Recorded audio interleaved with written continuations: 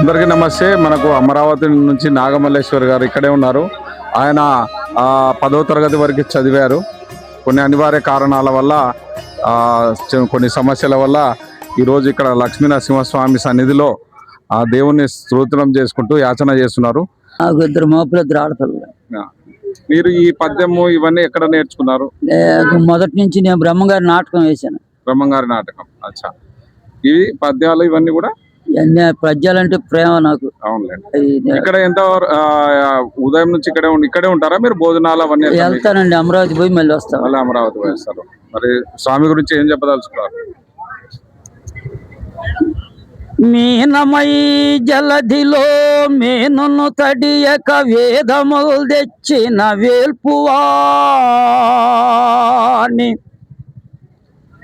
తాబేటి రూపున తగమందరాద్రిని వీపున నిల్పిన విభవశాలి వరక రూపంబున పరపంది పడి మార్చి కోర మీద నిల్చు గోత్రధరుని మెకముల సామి అయి మేటి దైచుని జిల్చి పొట్ట చండాడిన నరసింహమూర్తి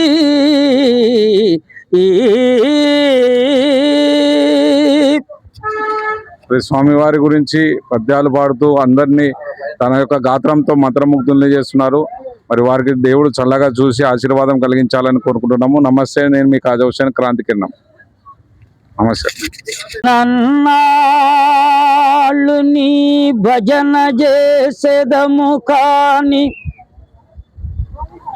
బ్రతికి నన్నాళ్ళు నీ భజన చేసేదము కాని మరణ కాలమునందు మరతుమేమో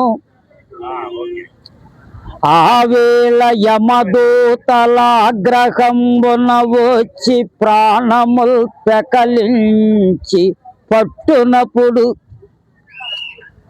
కపవాత పైచముల్ గప్పగా భ్రమచేత కపము ఉద్భవం చెంది కష్టపడుచు మా జీవతో నిన్ను నారాయణ